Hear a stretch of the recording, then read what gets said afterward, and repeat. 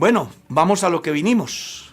Amén, sí, señor. Recuerden que en el programa pasado estuvimos diciendo que la dispensación de la promesa termina con un juicio que se llama esclavitud en Egipto, donde el pueblo de Israel permaneció 430 años. Entraron unas 70 personas y salieron de allí, según el Éxodo, más de 600,000 varones israelitas, sin contar las mujeres y los niños, y además los egipcios que también salieron con el pueblo de Israel en esa aventura de encontrar un nuevo país, una nueva tierra, que en el transcurrir de la peregrinación se convierten en la piedrita de tropiezo para el pueblo de Israel, porque son los que los desmotivan y en consecuencia ellos se rebelan contra Dios, contra Moisés y Aarón. Y ya ustedes saben pues todas las consecuencias que hubo. El pueblo de Israel sale, la orden se da en el capítulo 13 del verso 4, cuando dice: todos vosotros salís hoy en el mes de Aviv. Estaba dándose la orden de salida de Egipto después de la muerte de los primogénitos, que fue la gota que rebosó la copa en Faraón, el cual se vio obligado a dejar ir al pueblo. Hay una peregrinación, y en esa peregrinación ustedes van a encontrar que se presentan muchos fenómenos sociales, pero también fenómenos sobrenaturales, manifestaciones enormemente grandes, como es que el mar se abre en dos, como es beber agua de la roca, como es el maná del cielo, codornices en abundancia, una cantidad de... Lo de la ropa es muy interesante, ¿no, hermano Carlos? Claro, claro. Según Pablo, en el capítulo 10 de la primera de los Corintios dice que esa roca que le seguía era Cristo. Así que incluso Israel también hirió a Cristo, porque hirieron la roca. Y me refiero también, hermano Carlos, a lo que no envejecía la ropa que llevaban puesta. Ese es un milagro maravilloso que Dios hace. Dice que su ropa no se envejeció, ni su calzado. El zapato que utilizaban los niños crecía en la medida que iba creciendo los pies. Igualmente la ropa no se envejeció. Son milagros a través de los cuales Dios le muestra al pueblo de Israel que Él es un Dios único, que a pesar de que hay mucha competencia, porque hay muchas deidades, para ese tiempo ya Egipto tenía cualquier cantidad de dioses. Recuerde que ya habían transcurrido aproximadamente 2500 años desde Adán hasta el Éxodo, ya habían transcurrido 2500 años aproximadamente. Así que ya estaban esas culturas más antiguas, como era la griega, que ustedes saben que ellos tenían más de 35,000 dioses. O sea que Dios, en el momento que saca a Israel de Egipto, tiene una competencia seria. Muchas deidades que hacen que sus seguidores crean en ellos y que se extravíen del verdadero Dios. Claro. ¿Cierto? Entonces Dios, a través de todas esas señales, maravillas y milagros que hace no solo para sacarlos de Egipto, sino para guiarlos por el desierto, Dios les está mostrando que Él es un Dios diferente, que es el único Dios capaz de cambiar el orden de las cosas, de alterarle el orden natural. Claro, por lo menos hasta de día, para que el sol no les fatigara, les pone una columna de nube para cubrirlos, y de noche, para que el frío no fuera muy fuerte, o el clima no fuera inclemente con ellos, les pone una columna de fuego, ¿no? Imagínate, ¿no? Y eso tenía otra connotación. Tenga en cuenta que como era un desierto y no había brújulas, ellos necesitaban una guía. Y esa guía tenía dos contenidos. Uno, protegerlos del calor en la nube. Y dos, guiarlos en el día, porque les servía como guía, como brújula. Y en la noche, para que no los afectara el frío, la helada, entonces les guiaba con una columna de fuego para brindarles calor y además para guiarlos. O sea que tenía dos aspectos muy interesantes lo que sucedió en la peregrinación del pueblo de Israel. Además, pues tiempo nos faltaría para contar lo que sucedió en el Mar Rojo, la sanidad de las aguas, que, ¿se acuerda? Se llamó Mara, que quiere decir aguas amargas. Pues, ¿por qué no vamos? Yo creo que esta dispensación no la podemos sacar en 2, 3 programas. Es una dispensación muy larga. No, es que todavía no estamos en la dispensación, estamos hablando haciendo del preámbulo. Está haciendo el preámbulo. Estamos porque hablando. Sería bueno mirar todos esos aspectos. O sea, usted está dando el preámbulo de lo que vamos a estudiar. Está bueno. No, más que eso, lo que estoy diciendo es lo que pasa en el periodo de transición. En el periodo de transición. Antes de llegar al Porque Sinaí. se supone que la liberación del pueblo de Israel generaba de alguna manera el fin de la esclavitud del pueblo. Sí. ¿Cierto? Pero de esa liberación a el momento en que ellos ya reciben una reglamentación, una ley, para que ellos se conduzcan y sean un pueblo con privilegios, pues hay un orden de acontecimientos. ¿Sí? Sí, señor. Como es maná del cielo, como es agua de la roca, como es cruzar el Jordán, como es cruzar el Mar Rojo, como es ver que las aguas se vuelvan dulces, como es el pecado de Aarón y María que murmuran contra Moisés. Y hacen de que el pueblo de Dios se detenga. Ahí está una batalla, la guerra contra Amalek. Hay una batalla muy interesante.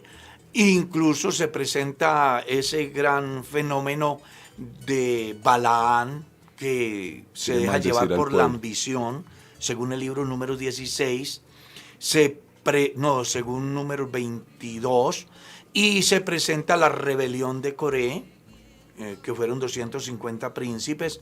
Aún en todo ese momento, la ley como tal no estaba impresa. Estamos hablando de un periodo llamado transición. ¿Sí? Entonces, cuando llegamos al capítulo 19, Dios llama a Moisés en el monte Sinaí y le dice algo muy importante que yo quiero que leamos. Leamos, por ejemplo, el verso 3. El verso 3 dice, y Moisés... Ahí ya entraríamos a analizar sí. La propuesta de Dios al pueblo que ha sacado de Egipto, en el sentido de hacerlos un pueblo de privilegios, con una normatividad diferente a la que tenían los demás pueblos. Pues las leyes de los otros pueblos eran hechas por ellos, pero ahorita aquí la ley que van a recibir es hecha por Dios y escrita por su propio dedo. Ya, o sea, está desde ahí mostrando que hay una gran diferencia. Pudiéramos decir, aunque Israel ya había nacido como nación en Abraham y toda la historia de las anteriores dispensaciones, pero este es como el momento donde Dios viene como a dar la normatividad ya hacia esa nación, como que Dios viene a poner en orden muchas cosas, claro. Porque antes habían tenido 430 años de esclavitud, no se regían por lo que ellos querían, sino realmente era por la ley que tenían en Egipto, y ahora Dios viene a decirles, no, ustedes van a ser un pueblo diferente, vamos a dejarlo de Egipto en Egipto y aquí vamos a empezar un nuevo periodo. Van a entrar a una nueva tierra. Exacto. Y necesitan una legislación acorde para esa tierra, como un pueblo independiente, un pueblo libre, con todas las garantías, con todas las promesas, para que nadie legisle por ustedes. Yo voy a legislar por ustedes, voy a hacer una ley justa. Hasta ese tiempo es interesante tener en cuenta el por qué las personas se reproducían entre la familia. ¿Sí? Porque no aparecía la figura del incesto, por ejemplo. Porque se podían unir entre ellos, la familia entre ellos se multiplicaban y se reproducían y no era pecado. A mí me han preguntado, ¿por qué Abraham tuvo varias mujeres? ¿Por qué Jacob? ¿Por qué estos hombres si el adulterio es pecado? Si la fornicación es mala, ¿por qué ellos sí las tenían? La respuesta es porque no había ley, que es lo que dice Pablo en el capítulo 7 de la carta a los Romanos, el verso 7. Entonces, a causa de la ausencia de la ley, no aparece la transgresión. La ley es el ayo que nos hace llegar a Cristo, dice Pablo. Sin la ley no hay culpa. Entonces, ya como el pueblo va a ingresar a Canaán, a la tierra prometida, entonces Dios les va a dar una ley a ellos. Y comienza diciéndoles, leamos, Es interesante, hermano Carlos, antes de eso, en cada dispensación Dios escoge un hombre, ¿verdad? Habíamos hablado de eso. Sí, sí. Porque en cada dispensación Dios intenta probar la obediencia del hombre hacia Dios. En ese caso, en la dispensación de la ley, lo que hace es él escoger la ley para que el hombre la obedezca. A ver si yo le interpreto lo que usted dice. Hasta la ley, sí. Dios dejó al hombre que Exacto. tomara su decisión, quiso salvarlo a través de la autodeterminación del individuo, pero siempre fracasó. Siempre fracasó. Porque el hombre no fue capaz de hacer leyes justas, pues al final las hacían acorde a sus deseos. Y ahora Dios dice, bueno, voy a hacer una legislación para un pueblo exclusivo, para que se diferencie desde la normatividad. Y también probando la obediencia de ese pueblo. Y, claro, y buscando a través de ello que el pueblo obedezca lo que él quiere que el pueblo obedezca. Listo. Y dice así, versículo número 3. Y Moisés subió a Dios, y Jehová lo llamó desde el monte, diciendo: así dirás a la casa de Jacob, y anunciarás a los hijos de Israel: vosotros visteis lo que hice a los egipcios, y cómo os tomé sobre alas de águilas, y os he traído a mí. Ahora pues, si diereis oído a mi voz y guardareis mi pacto, vosotros seréis mi especial tesoro sobre todos los pueblos, porque mía es toda la tierra. Y vosotros me seréis un reino de sacerdotes y gente santa. Estas son las palabras que dirás a los hijos de Israel. Siga. Entonces vino Moisés y llamó a los ancianos del pueblo, y expuso en presencia de ellos todas estas palabras que Jehová le había mandado. Y todo el pueblo respondió a una y dijeron: todo lo que Jehová ha dicho haremos. Y Moisés refirió a Jehová las palabras del pueblo. Entonces Jehová dijo a Moisés: he aquí yo vengo a ti en una nube espesa, para que el pueblo oiga mientras yo hablo contigo, y también para que te crean para siempre. Y Moisés refirió las palabras del pueblo a Jehová. Y Jehová dijo a Moisés: ve al pueblo y santifícalos hoy y mañana, y laven sus vestidos, y estén preparados para el día tercero, porque al tercer día Jehová descenderá a ojos de todo el pueblo sobre el monte de Sinaí, y señalarás término al pueblo en derredor, diciendo: guardaos, no subáis al monte, ni toquéis sus límites, cualquiera que tocare el monte de seguro morirá. Hasta ahí. Aquí ya el hombre pecador comienza a ser consciente de la santidad de Dios. Ya comienza a establecerse una separación. ¿Hasta dónde puede llegar el hombre con respecto a la santidad de Dios? Y que es muy importante. Ya hay límites. Ya hay unos límites. Cosa que no pasaba antes. Cosa que no sucedía antes. Ahorita ya hay unos límites. Entonces ya el pueblo es consciente de que Dios es santo, que ellos no están en condiciones de estar delante de Él, solamente podrán escuchar su voz. Y en la medida que va avanzando este proceso, va a venir el momento donde el pueblo llega a una conclusión. Vaya, hable usted con Dios. Nosotros nos quedamos acá. ¿Cierto? Sí. Y todo lo que Jehová diga que hagamos, eso es lo que vamos a hacer. Que es muy importante. Incluso lo ratifica en el versículo 8. Ahí lo van a encontrar. Y todo el pueblo respondió a una voz diciendo: todo lo que Jehová ha dicho, haremos. ¿Sí? Ahora, cuando vamos a entrar al periodo ya como tal de la dispensación de la ley, que estamos diciendo que se da inicio con la oferta que Dios les hace en el capítulo 19, luego va a venir el capítulo 20 donde ya aparece la reglamentación. Pero yo quiero hacer alusión a algunos puntos muy importantes, y yo espero que los pastores, ustedes pastores que están conmigo, nos aporten desde el punto de vista de ustedes. Regla número 1. La dispensación más larga en la antigüedad fue la ley. 1500 Duró años. 1500 años.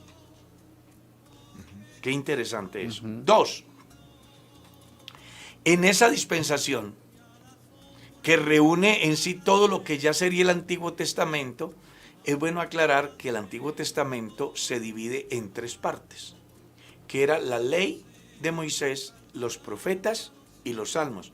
De eso habló Jesús en San Lucas, cuando iba de camino a Emaús con los compañeros que iban preocupados porque era el tercer día de la muerte de Cristo y pues ellos tenían toda la esperanza en su Mesías y le aclaran que algunos han dicho por ahí que ha resucitado. Entonces les dice, es que ustedes no han entendido que era necesario que se cumpliera lo que estaba escrito de mí en la ley de Moisés, en los profetas y en los salmos, haciéndole saber a ellos que Jesús era el cumplimiento de toda la historia, que había una vena mesiánica que venía desde Abel, Set, y que llegaba hasta Cristo.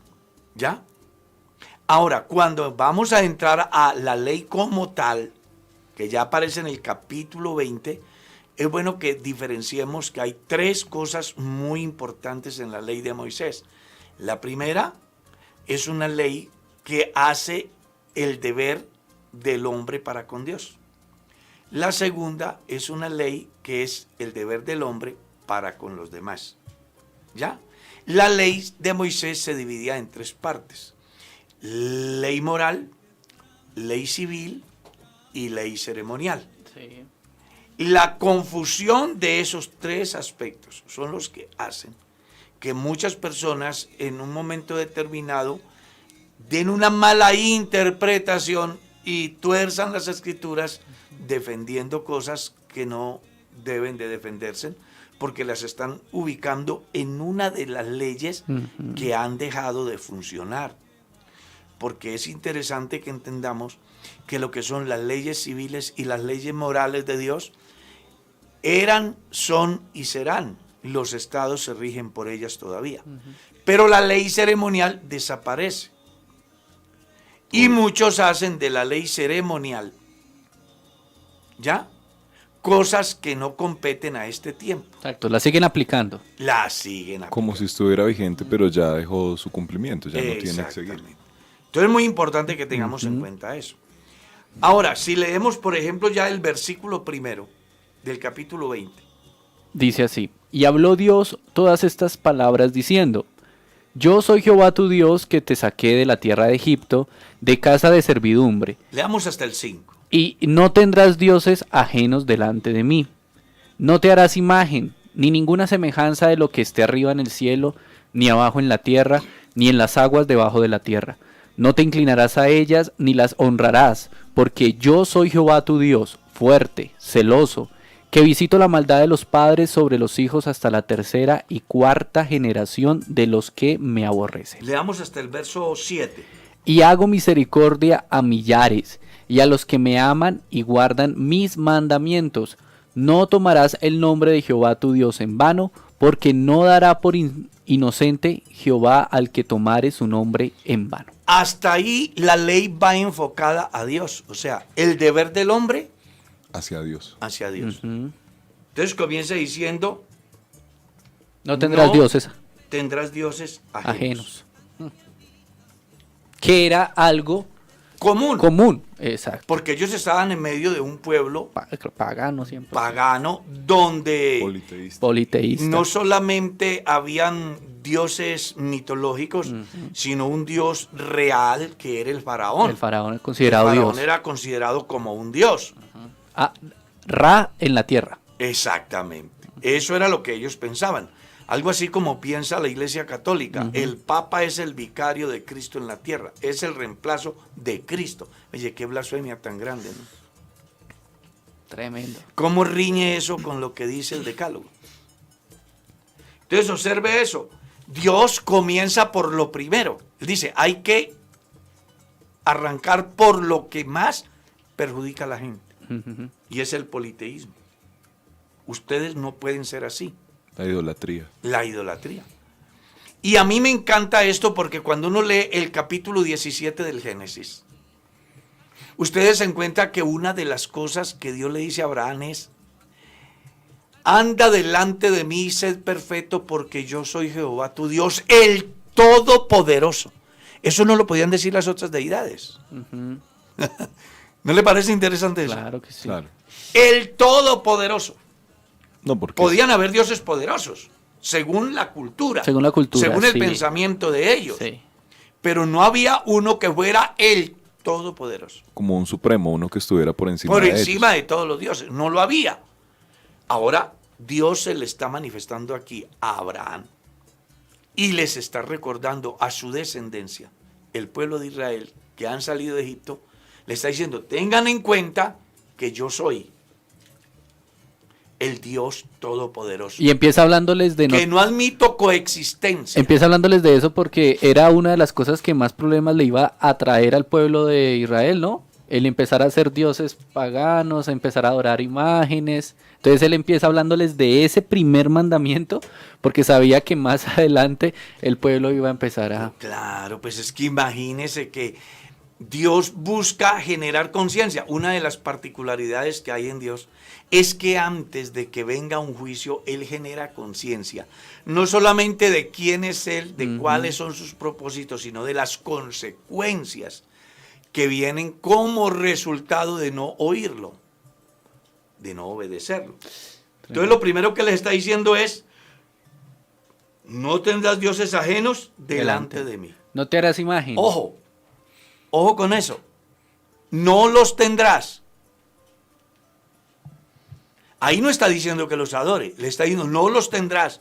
Si yo tengo un ídolo en la casa, así no lo adore, así no le prenda velas, yo ya estoy violando. El Salmo 16, me encanta lo que dice Pastor Ramiro, dice, no tomarás el nombre de sus dioses en sus labios. Dios es tan celoso que dice, no admito que mencione a otro. Es algo así como cuando un hombre se casa o está enamorado de su novia y ella le recuerda el novio o los novios o los amigobios que tiene, y a él ese novio se llena de celo y dice, hágame el favor, si quiere una relación buena entre usted y yo, ni me mencione no me los nombre. No me los nombre. Somos usted y yo. Ellos fueron allá, pero nuestra relación debe ser sólida, debe ser entre usted y yo. Es algo así como lo que Dios le está diciendo al pueblo aquí. No quiero saber que tienen dioses. No quiero saber nada de eso. Qué importante, ¿no? Claro.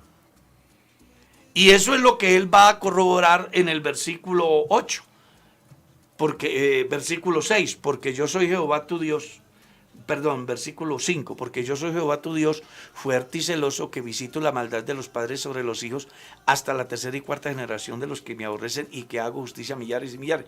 Él les está diciendo... Habrán unas consecuencias. Claro, que cuando alguien tiene un Dios aparte del único Dios, es un tipo malo. Está diciendo maldad. Eso es lo que le está diciendo, es maldad. Pablo lo llama de otra manera en el capítulo 6, el verso 9 de la primera a los Corintios. Le llama injusticia. ¿Cierto? Sí, señor. ¿No sabéis que los injustos no heredarán el reino de Dios?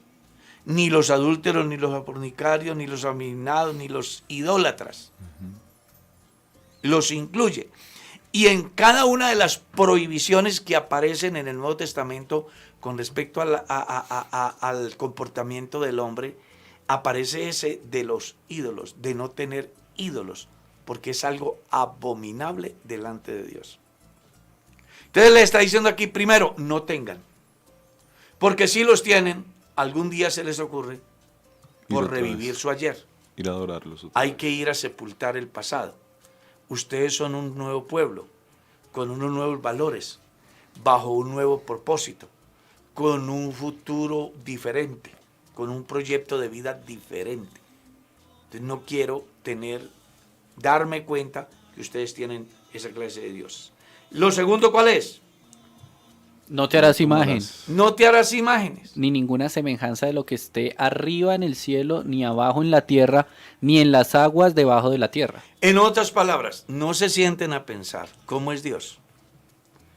Porque para Dios, o definir a Dios, es muy fácil. Lo que no es fácil es imaginarlo, porque seguramente se equivocará.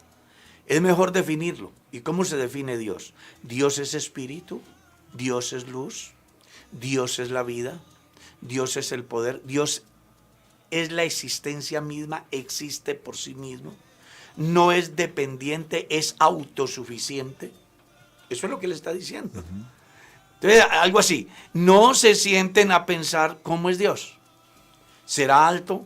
¿Será pequeño? No le den una ¿Será forma. de tez oscura? ¿De tez amarilla? ¿De tez blanca? ¿Será barbado? ¿Será afeitado?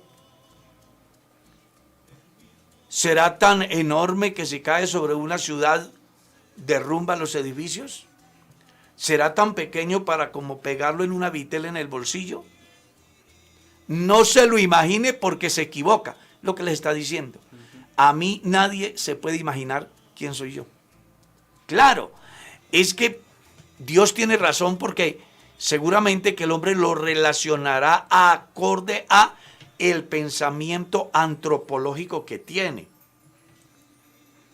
Y eso es lo que ha llevado a que el mundo fomente la idolatría. Claro, lo va a relacionar con su entorno y va a pensar que es similar a lo que puede ver. Y resulta ver. Que Dios escapa al tiempo y al espacio. Claro, y está fuera de la capacidad del hombre de imaginar. Claro, por eso es importante decirle a los pastores y a los que nos escuchan hoy que no digan que Dios tiene poder. Dios es el poder. Dios es poder. Todo poder, Dios es poder. No digan que Dios tiene luz, Él es la luz. No digan que Dios tiene amor, Él es amor. No digan que Dios tiene límite, Él es infinito. Entre otras cosas porque cuando uno mira los atributos comunicables de Dios y los atributos incomunicables, va a encontrar que su infinidad, su eternidad, su omnisciencia, su omnipresencia, su omnipotencia son atributos incomunicables. Y en razón a eso es que aparece el número 4. No te harás imagen. Ese es el absolutismo de Dios y lo que Él tiene que es compartido. O sea, Dios tiene unos atributos absolutos. Claro.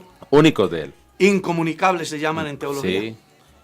O absolutos. Absolutos. Lo absoluto de Él es que es solo de Él. Él es todopoderoso. Él está en todo lugar.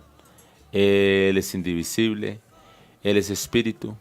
Pero Él es amor. Ya son los que llaman los comunicables o los compartidos. Porque los que podemos conocer. Sí, porque Él da amor y tenemos que tener amor. Hermano Carlos, vea. En este asunto, ya que estamos hablando de Dios como Padre, creación, como Espíritu, como la esencia, porque estamos hablando de lo que es Dios en su esencia. Hoy en día está haciendo carrera algo que quiero que le pongamos cuidado. Y yo escuché un día a un personaje pentecostal, unicitario, diciendo que pues... ¿Era trinitario? Diciendo, ¿O politeísta? no, diciendo que pues que no había tanto problema en decir que Dios era persona. Porque pues no era tanto eso, que nosotros sabemos que Dios es espíritu, pero que, o sea, tenía su confusión, o tiene su confusión, porque él dice que no hay problema tanto. ¿Cuál es el problema de decir que Dios es persona? Si una persona piensa y Dios piensa. O sea, que no se refiere a persona de carne y hueso, que indiscutiblemente él sabe que Dios es espíritu, que no es de carne y hueso, no eso, pero que como Dios piensa, o sea, es un pensamiento más trinitario que cualquier cosa, que como Dios piensa, Dios razona, Dios se duele, Dios se alegra, Dios se goza, como tiene esos atributos, esas características mejor, esas características humanas o personales de un ser humano, entonces se le puede llamar a Dios persona y que no hay problema, porque de una u otra forma está descifrando los atributos de Dios cuando dice la Biblia el dedo de Dios, el ojo de Dios, la mente de Dios. A Dios le pesó en su corazón haber creado al hombre. Entonces estábamos en esa discusión porque yo le dije, hombre, pues no podemos llegar allá porque para que sea persona tiene que tener todas las características de una persona.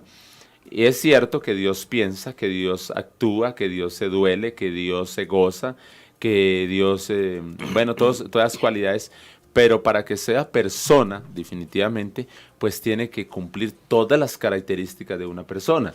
Y las características que describió Jesús de una persona en Lucas 24:39 es que una persona tiene huesos, tiene carne y tiene sangre, ¿sí? Pero las características de Dios son las descritas en San Juan 4:24 y San Juan capítulo 3. Dios es espíritu. Génesis 1:1. O Génesis 1:1. Entonces, hermano, en ese orden de ideas quisiera que le aclaráramos al oyente definitivamente el uso de la palabra persona para Dios. Porque pues para mí, yo no sé qué pensará el hermano Carlos, pero para mí no comulgo con el término persona, porque las características de una persona son completas o no son completas. Entonces, la persona está limitada al tiempo y está limitada al espacio. La persona es un cuerpo físico. Dios no tiene un cuerpo físico. Dios no está limitado al tiempo, ni Dios está limitado al espacio. Entonces, al tener esas contraposiciones, al tener esas características contrarias a lo que es una persona, pues definitivamente Dios no puede ser persona. Es que ahí hay algo muy importante que debemos de aclarar. Número 1, la Biblia no comienza con biografías, comienza con Dios. Para decirle al hombre que Dios no tiene explicación, que Dios simplemente es y ya. Y más de una vez usted lo va a encontrar en la Biblia diciendo y punto, y no cuestione, no pregunte, porque el hombre no tiene ningún derecho ni autoridad para cuestionar lo que él decide. Simplemente Él es Dios. Ahora, cuando hablamos de Dios, de la persona de Dios, solo hay una manera de encontrar a Dios en persona. No hay otra. Y es lo que Pablo escribe en la carta a Timoteo capítulo 3, verso 16. Que ya no es que Dios es una persona, sino que se manifestó en persona. Que eso es lo que dice el Evangelio según San Mateo capítulo 1, verso 22 y 23. Llamará su nombre Jesús porque Él salvará al pueblo de sus pecados. Y todo esto aconteció para que se cumpliera lo dicho por el Señor por boca del profeta cuando dijo: la Virgen concebirá y dará a luz un hijo, una persona, y llamará su nombre Emanuel, que traducido es Dios con nosotros. Que luego el apóstol Pablo en la carta a los Hebreos capítulo 2 deja ver la única persona de Dios, que ya estaba profetizada en Isaías capítulo 35, el verso 3, 4 del profeta, cuando me encanta lo que dice la versión Vulgata latina: díganle a los de corazón apocado que no teman, que Dios mismo en persona vendrá y os salvará. El escritor a los Hebreos en el capítulo 2 dice: por cuanto los hijos participaron de carne y sangre, Él, ¿quién es Él? El Padre, Dios, participó de lo mismo. ¿Se hizo qué? Persona, se hizo hombre. Aquel verbo se hizo carne y habitó entre nosotros. Eso es lo que dice Juan. Entonces, Dios no es una persona, pero Dios sí se hizo persona. 100% humano, pero 100% Dios. Exactamente. Dios se hizo persona para salvar a las personas. Cuando uno lee del verso 14 en adelante del capítulo 2 de la carta a los Hebreos, llega a una conclusión maravillosa. Dice que era necesario que Él se volviera nuestro hermano para venir a ser compasivo y misericordioso. Dice, por lo cual debía de ser en todo semejante a sus hermanos. Y Ramiro está haciendo un aporte muy importante ahora. Él dice, Dios no está sometido ni al tiempo ni al espacio. La persona sí. Jesús en la condición de hombre estuvo sometido al tiempo y al espacio. ¿Es cuando hablamos de las dos naturalezas? Estamos hablando de Dios como hombre y Dios como espíritu. Dios en la condición de hombre dormía en la barca, pero en la condición de Dios controlaba el mar y controlaba el viento. Entonces ahí hay que hacer un trabajo bien importante para no llegar al pensamiento del cual el pastor estaba comentando, que hay una corriente que habla que simplemente Dios es una persona. No, Dios no es una persona, se hizo, que eso es otra cosa. Una cosa es que Dios se haya manifestado como hombre y otra cosa es que Dios sea un hombre. Porque ya fue escrito desde la antigüedad, Dios no es hombre, sino que Dios por causa de los hombres se hizo hombre. En este asunto de entender la unicidad y saber explicarla, me encanta a mí la terminología de 1 Timoteo 3:16. Dice, Dios se manifestó en carne. Y Pablo, escribiéndole a la iglesia de Colosa en el capítulo 1, versículo 15, dice, Jesús es la imagen de Dios invisible. Otra versión más moderna dice, Jesús es la imagen del Dios que no se puede ver. que es lo mismo, el Dios La invisible. Vulgata Latina dice, Jesús es el retrato vivo de Dios. De Dios. Eso dice la Vulgata Latina. Jesús es el retrato vivo de Dios. Sí, Retrato. Todos los retratos son muertos. Pero Jesús es lo invisible hecho visible. Lo que no se podía ver a causa de la condición natural del hombre, Dios lo hizo posible a través de su manifestación en carne. Sí, lo que nosotros afirmamos es que Dios se manifestó en carne, engendró un hijo, sí, porque eso dice la Biblia, Claro. y habitó en ese hijo, habitó. Entonces en Jesús está el hombre humano, el Hijo de Dios, pero en Jesús está el Padre eterno de Isaías 9:6. Para que no, porque es que, hermano Carlitos, algunos se tienden a confundir cuando nosotros decimos que Dios se hizo carne. Algunos confunden que se convirtió en, dejando de ser o dejando de ser espíritu. Pero ojo, no estamos diciendo eso, no estamos diciendo que Dios se convirtió, no. Dios se manifestó, es decir, Dios vivió. Jesús dijo, el Padre está en mí, es decir, el Padre habita en mí, el Padre vive en mí, porque el Padre no es persona, el Padre es espíritu, ¿cierto? Estamos bien. El Padre es espíritu. Entonces, por eso no es difícil comprender, los pentecostales comprender, de que el Hijo de Dios murió en la cruz del Calvario.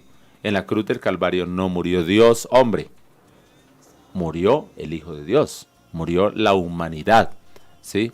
Murió la humanidad. Porque Dios no puede morir. Dios es eterno. En la Dios, cruz muere lo que puede morir. Lo que puede morir, que es la humanidad. La carne, el Hijo de Dios, lo que dice la Biblia. A ver, yo le voy a comentar cómo lo veo. Ajá. Yo le voy a comentar cómo lo veo. Yo lo veo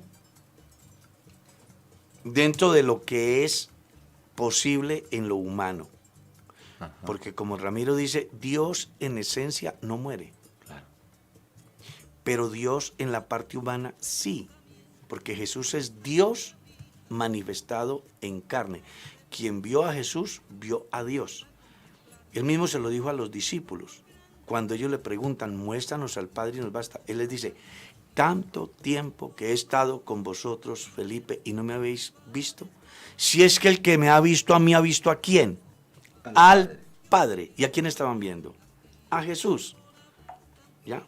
Ahora, cuando uno va al Evangelio, y sé que lo que yo voy a decir puede generar discrepancias entre ustedes.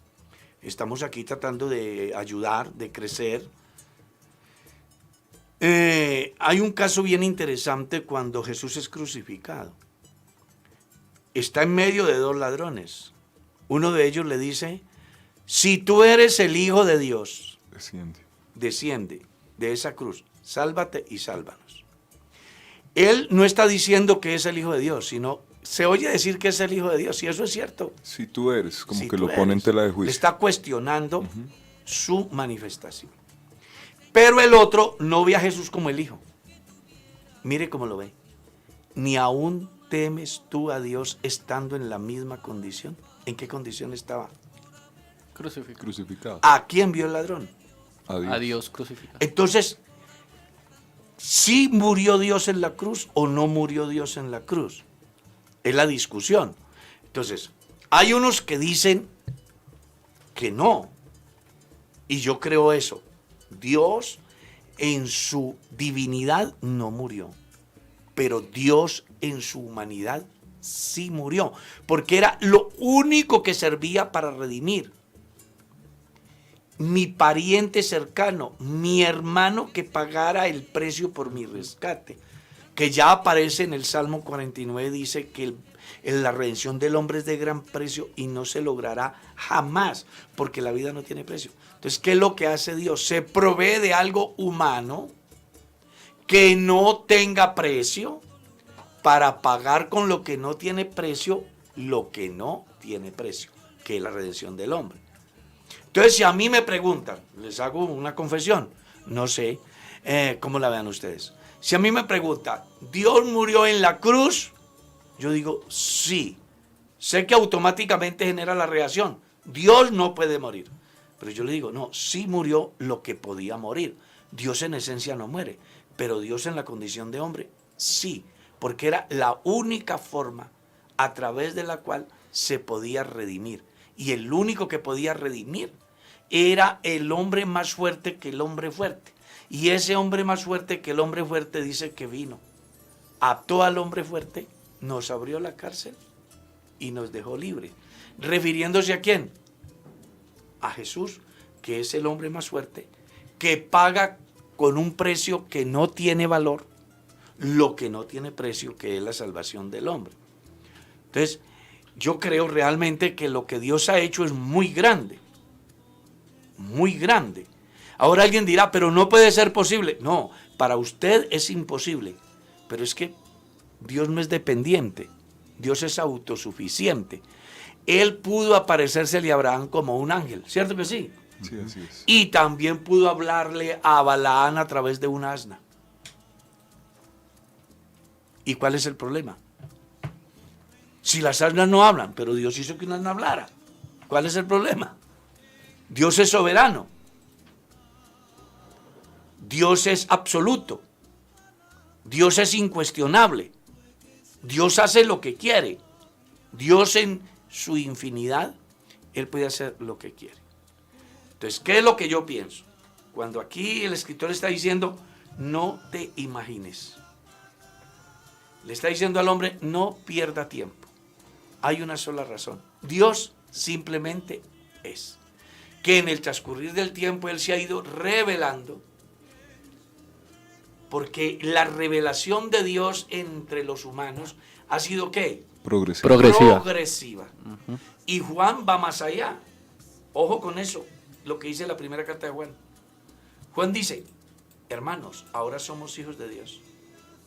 Hasta ahí ha llegado la revelación ahora. Hasta entender que Jesucristo es Dios.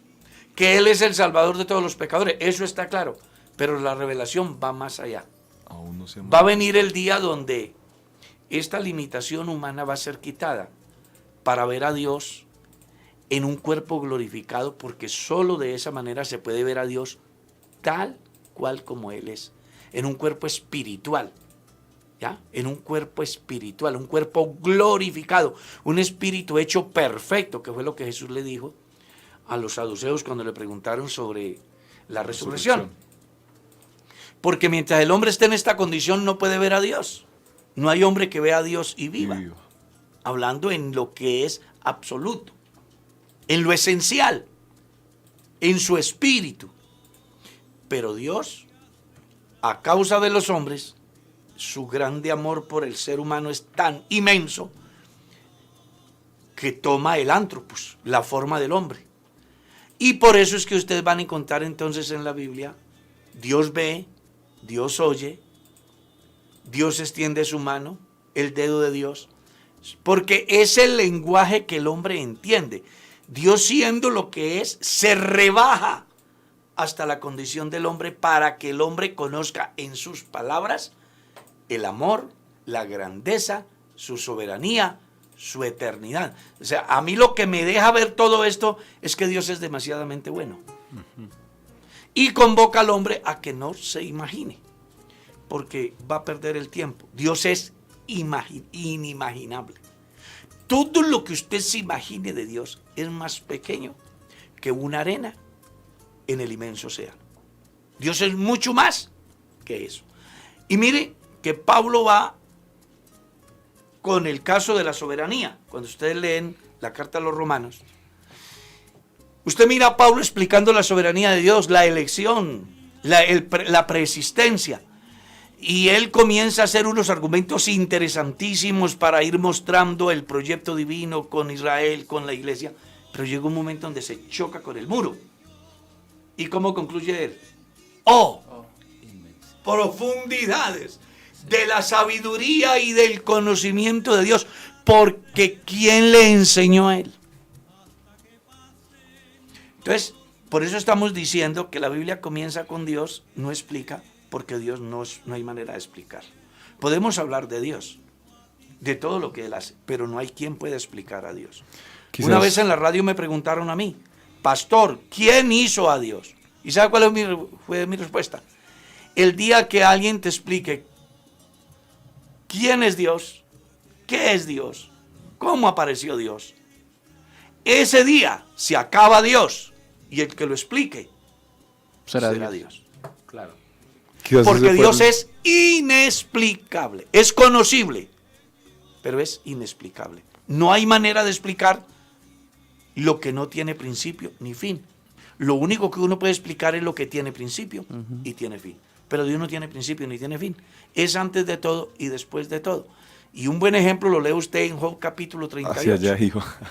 Allá es donde llega el error Job y finalmente claro. dice, no, yo estaba hablando cosas que yo no entendía, cosas que yo no sabía, demasiado maravillosas para mí para que yo las alcanzara a comprender. Claro, porque el cerebro de Job es menos que la arena más pequeña para alcanzar a entender el ser que no tiene principio ni tiene fin. Entonces, por eso es que aquí el hombre está diciendo, ni se lo imagine que está perdiendo el tiempo. De hecho, pues eso no le quita que el estudio de la teología sea maravilloso. Estudiar a Dios es estudiar lo que se puede saber de Dios. Exactamente. Y nosotros nos morimos de viejos, pudiera decirlo yo con mucho respeto, nos podemos morir de viejos y vivir toda una vida estudiando teología y no lo vamos a entender todo, precisamente por lo que dice el hermano, por las cosas tan inexplicables que hay en Dios. Pero sabremos lo suficiente para conducir a un pueblo a obtener lo básico. O sea, en Dios hay cosas muy básicas. Él es definitivamente indescribible en su totalidad. Nadie lo puede describir en su totalidad. No se puede comprender todos los misterios en su totalidad. Pero las cosas más básicas para el hombre son estudiadas. Le voy a dar un ejemplo. Cuando nosotros miramos la postura triteísta, dice Dios existe en la persona del Padre, Dios existe en la persona del Hijo y Dios existe en la persona del Espíritu Santo, y estas tres personas forman un Dios. Y uno le dice, no, pero venga, explíquemelo, ¿cómo es? Porque yo no. Entonces, cuando llega al punto que se siente acorralado y dice, echa mano a esa inexplicabilidad de Dios. Dice, no, es que Dios es inexplicable. Usted créalo porque es un misterio y créalo por fe, créalo que es la persona del Padre, la persona del Hijo y la persona del Espíritu Santo. O sea, Dios en sí, la deidad, estudiar a Dios es un misterio. Ahí están esas tres personas, créalo, caso cerrado. Pero resulta que ese misterio sí está revelado. Claro. Cuando vamos a 1 Timoteo 3:16 dice, indiscutiblemente grande es que el misterio. O sea que sí es un misterio. ¿Y cuál misterio? El misterio de Dios. Indiscutiblemente, o sea, hay algo que es indiscutible. Indiscutiblemente grande es el misterio de Dios. Tres cosas. Hay algo que es indiscutible, que es grande, que es un misterio de Dios. Es el misterio de Dios. Pero se lo revela automáticamente. Y le dice, mira, aquí está la revelación de todo eso. O sea, Dios, la explicación del misterio es que Dios se hizo hombre. Dios se manifestó en carne. Dice, Dios, ¿y cuál Dios? Único Dios. Dios se manifestó en carne. Para aquellos que les parece imposible, por eso es un misterio. Ajá. El misterio. No, pero es que acuérdese que, no sé si ustedes lo mirarán como yo lo miro, el misterio del cual Pablo habla ahí no es en sí de lo que es Dios en su autosuficiencia, sino Dios en su misericordia. Él dice, no puede ser, no puede ser que el Dios inexplicable, que el Dios inalcanzable para la mente finita, se le haya ocurrido venir a morir por mí. Porque acuérdese que él concluye diciendo, de la piedad. De la piedad, Dios. De la piedad. O sea, para él lo que se le hace un misterio que no, porque es que un misterio es algo que uno no puede explicar. Entonces él dice, hay algo claro, Dios se manifestó en carne, pero el misterio radica es por qué Dios se hizo hombre. ¿Por qué Dios se manifestó en carne? Y hay una respuesta: por su piedad. Piedad, sí. Que es lo que yo no puedo entender, dice Pablo, porque es que yo fui blasfemo, fui injuriador, fui perseguidor, consentí en la muerte de hermanos, los perseguía, y ahora su amor me alcanza a mí. Eso es lo que yo no alcanzo a entender. Ahí es lo que él está mostrando, el misterio manifestado en carne, que es Cristo, que a través de él su piedad se desborda, de lo cual el escritor a los Efesios dice que solo podrán ser salvos los que alcancen a entender las 4 dimensiones del conocimiento del amor de Cristo: su altura, su anchura, su longitud y su profundidad. Eso es lo que a él lo apasiona y lo lleva a hacer esa proclamación: grande es el misterio de la piedad, que por piedad, por amor, por misericordia, por gracia, se le ocurra salvar a gente que solamente le han llevado la contraria toda la vida, y que su amor es tan grande que, sabiendo quiénes somos nosotros desde antes de la fundación del mundo, vino a pagar el precio para que los transgresores alcanzáramos en él la oportunidad de ser salvos. Eso es lo más apasionante que uno va a encontrar ahí. 11 en punto de la mañana. Se fue el tiempo. Oiga, se fue el tiempo. Pero es que esto es maravilloso.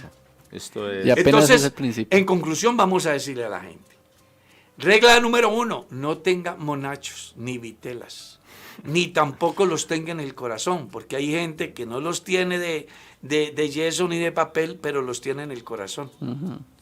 Hay que arrancar de raíz la idolatría. 2, dice: no te los imagines, porque va a perder el tiempo. Más bien, acepte una realidad: Dios simplemente es, y está a su alcance, no por lo que usted haga, sino por lo que Él hizo. Su obra es tan grande que es la única posibilidad que los hombres tienen para ser salvos. Eso es lo que podríamos decir, ¿cierto? Y estudiemos de Dios hasta donde se nos sea posible lo que es de Dios. Hay cosas que ya definitivamente escapan de nuestra mente, lo hemos dicho, y es como el resumen. Pues mire lo que dijo, lo que dice el escritor en la ley, en la segunda ley.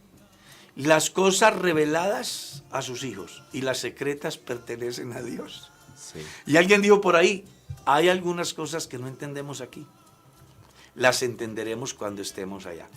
¿Y por qué podremos entenderlas cuando estemos allá? Porque será la única forma de conocer a Dios tal cual como Él es. Así es. ¿Nos vamos? Nos vamos. Bueno, gozosos. Pastor Wilson. Pastor Mauricio. Estaba pensando. me está cambiando el nombre.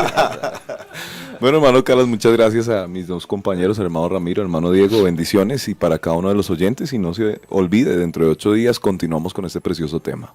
¿Pero cómo lo vio?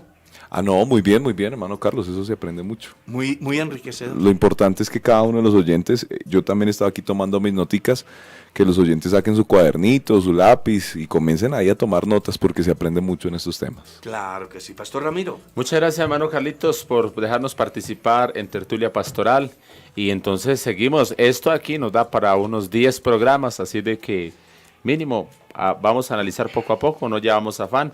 Tenemos vida eterna, y si el Señor viene y todavía estamos estudiando la dispensación de la ley, no hay problema. No hay problema. No hay problema. Somos de Él. Somos de Él. Pastor Ramiro. Pastor Diego. Hermano Carlos, Dios lo bendiga, hermano Ramiro, hermano Mauricio. ¿Cómo lo pasó? Muy bien, sí señor, se aprende demasiado, verdad que Dios es muy bueno dándonos estas oportunidades de aprender sobre su palabra. Y a todos ustedes, queridos oyentes, muchas gracias por haber estado allí en sintonía con nosotros. Recuerden que esto fue Tertulia Pastoral. Nos veremos, si Dios lo permite, dentro de 8 días nuevamente con una nueva Tertulia Pastoral, aquí a las 10 en punto de la mañana hasta las 11 del día, y no se desconecten